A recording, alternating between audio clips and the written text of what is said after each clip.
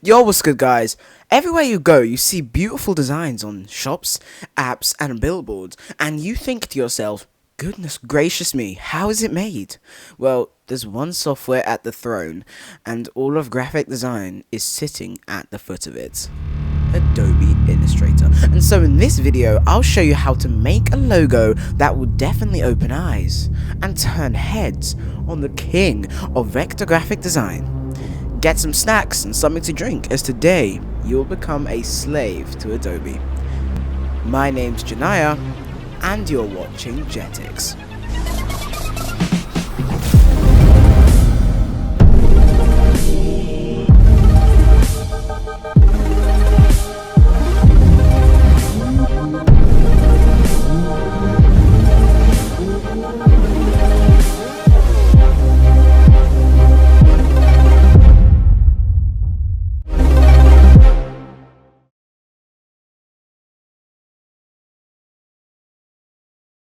This is my first video, you're a G. Subscribe to stay on the Jetix train. First, let's get a brief from ChatGPT. We're only making a logo for now, so we'll use these 4 sections. Let's hop into Adobe Illustrator and get started. Fact is, Walter White couldn't have done it without me.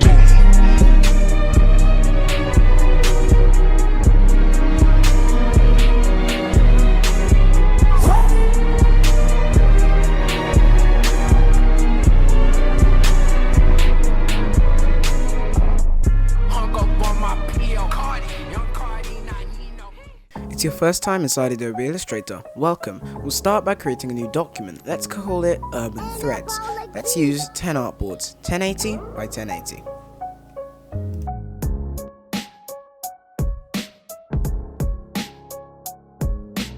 Now go ahead and select the artboard tool and just start lining all the artboards together. We may change this later, but for now, just do this.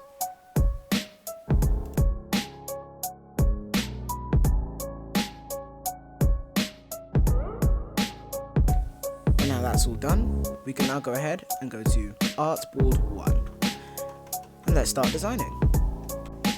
You can use Alt and scroll wheel to zoom in and out, and Control and scroll wheel to go left and right. Okay, so we're now in Adobe Illustrator. So we're just gonna, go ahead and grab the text tool. The first thing we need to do is actually type out our text. So let's go and type out Urban Threads. So we're typing that up. You can use the selection tool or V on your keyboard, and we can go ahead and just scale that up nice and big. Just scale that up. There we go, we've got our text, and obviously it's in the default font. We're going to change that. And the good thing about Illustrator is if I zoom in, you can see it's vector based, which means you don't lose any quality. Sort of like no matter what you do, you don't lose any quality. So we're going to go ahead and start selecting some fonts for this logo. Okie dokie, so we're back. We've selected our 3 fonts. Here we have our fonts here, and I've narrowed them down to 3. I've selected 3, and doing that I've used Adobe fonts because not everyone has these subscription services, but if you do, you can use like Envato Elements. So I've used Adobe fonts here to get my fonts, or you could use Google Fonts, Envato Elements, anything that you might have. So here we've got our 3 fonts, and we're gonna have to narrow them down. You can see on the right hand side, I'm just showing you what fonts I've selected if you want to use them as well. And of course, this is it's your creative freedom, so you can do whatever you want with this. And yeah, but now we're gonna have to narrow these down to 1 font. So go ahead and do that now. Okay, so let's start filtering these down. So let's refer to our brief here, and let's see what the brief is actually asking of us. So we can see it is, modern, edge, and bold. So we want something bold, modern. It's an AI, so we can interpret. What does it mean by bold? Does it mean bold in text or bold in like standing out? I'm going to assume both. So we want something that's bold, not too bold, but also something that really stands out from the rest. But also something that, modern and edgy. So I'm thinking thin, but not too thin, and then bold, but not too bold. It's going to be timeless, unique, and easily recognizable. So this bottom font it's nice, but when you zoom out, it's kind of hard to distinguish, and I think it's too close together, and it's just too thick, and I don't really like it. So I'm going to move it out of the way for now. in case we like come back to it. So we're going to move that one out of the way. And then now we've got these two fonts here left, and just a reminder, you can use Alt drag to like zoom in and out and stuff, and Control and scroll wheel to zoom left and right. So yeah, here's our stuff, and I do like the bottom font, but I think it's a bit too thin. We'll try the bold version of this font. And oh, okay, looking at that, I think it's a little bit too playful. It's just too round. It's giving me an off vibe. I want to make sure it's targeted at, you know, young men and stuff. And females. I don't really, yeah. So we're probably not going to use this. The top one does look really nice and modern. I frankly do like the look of this one. So I think this will be the one we can go for. I can see lots of customizations. We can just rearrange the sort of positioning of this font. So I think there's lots we can actually do with this font. So I'm actually just going to move the bottom one out the way, or delete it, I guess. Nah, let's move it. And let's go ahead and use this one. So we can use the align tools to the right to just go ahead and center that up. And that is the font we're going to use. And it looks good like this, but we need to customize font, and I'll tell you why.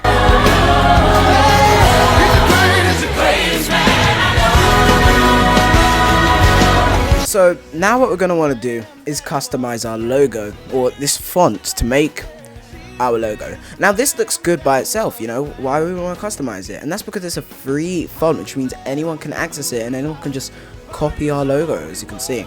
And we don't want that. We don't want people copying our logo, do we? So what we're actually going to do is go ahead and customize this, and I'll show you how. Customizing is obviously very important, because especially when using free and non-custom made fonts, it's going to be very important to customize. So what we're actually going to do is go ahead and drag this over. We're going to go ahead and, like, you know, duplicate that using Alt or Option, and then just dragging away, whether you're on Windows or Mac respectively. And the reason is because we're going to outline this, which I'll show you how to do. And obviously we want the original text, just in case we need to refer back to anything or make any changes, see how it looked originally, anything like that. So we're going to outline the text. As you can see, we've just done that there. We've used Control or Command, Shift O if you're on Windows or Mac respectively. And that's what this has done, is it's made it a shape. As you can see, if I go and try to edit it, nothing's going to happen. Like, I can't change the text in there, and that's because it's no longer, Illustrator doesn't think it's text, it's now a shape. So now with shapes, we have these anchor points in them. We can actually edit them, manipulate them, and now it's going to be so much easier to customize text. You can see I can move each individual letter, etc, etc. So now we're going to go ahead and customize this text. I'll tell you more.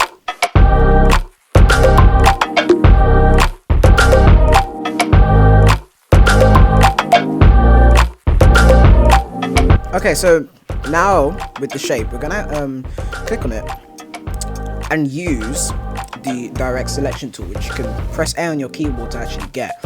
And the direct selection tool allows you to, like, make more precise movements. I can drag this point up, I can drag individual anchor points, I can also, like, drag over anchor points to group them and drag them together. So yeah, as you can see, you can adjust anchor points. You can also curve. So you see that little dot in the corner? Drag it to curve, and you can curve different corners and anchor points. And if I want to curve an individual one, I can just click on the dot and then curve it. So that is the direct selection tool.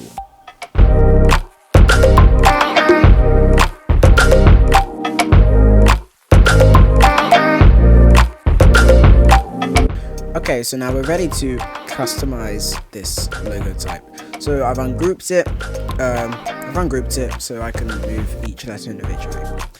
So we're going to use a tool that I really like to customize this. It's called the Shear tool. You can access it by going to that little tool, that scale tool, and right clicking and pressing the Shear tool. And if it's like any other tool, just right click, press Shear tool. And I can actually drag on the letter and italicize it, if that's a word. I'm going to italicize it. So now it's slanted. Now this is, like, obviously very useful for all sorts of different logo types. So I can slant it, and obviously you have full creative freedom. I'm just giving you some of the tools. I'll go more in depth in other tools in future videos. So yeah, I might slant the T as well. As you can see, I'm going to slant the T, and we're going to start, you know, properly going ahead and customizing.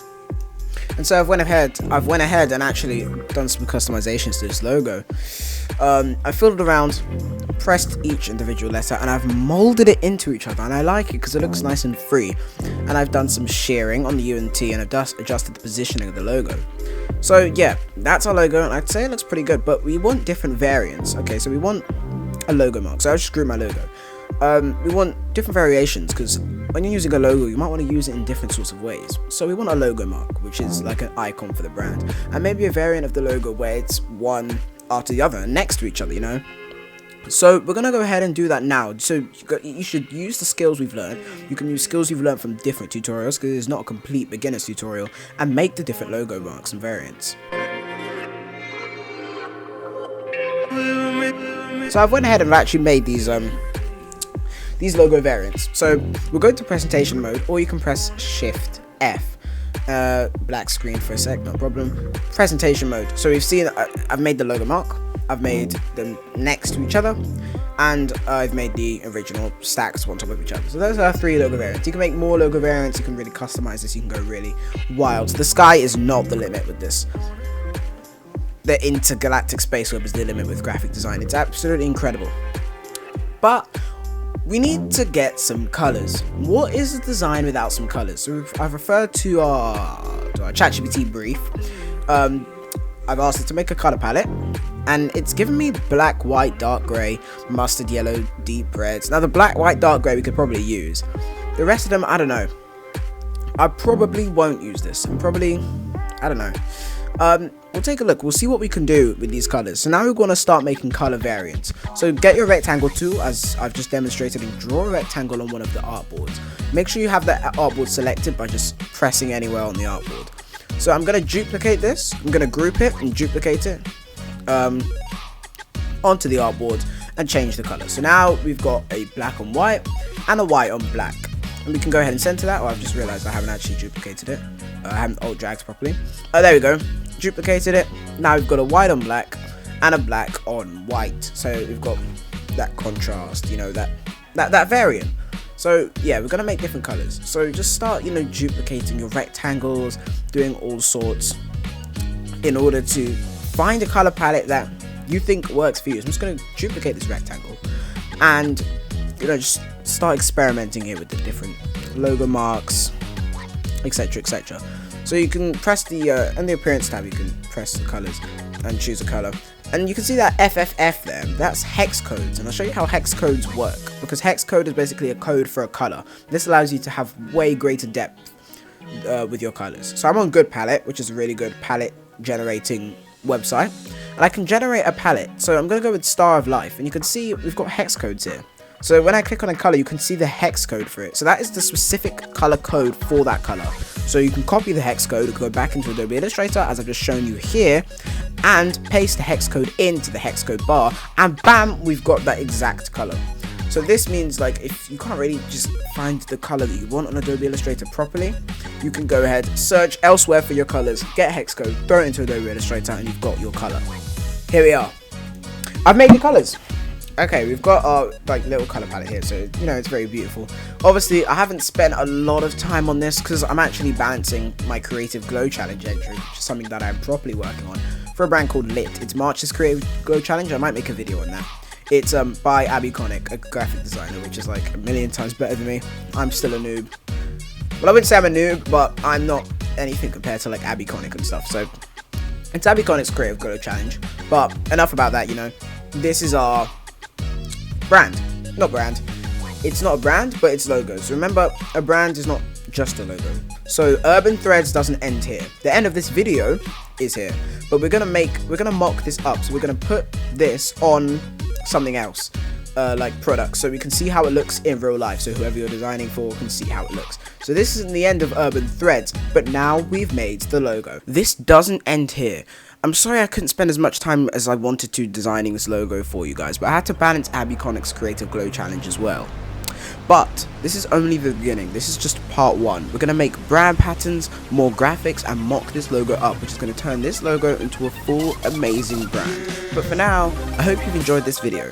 God bless you. My name's Janaya, and you've watched Jetix.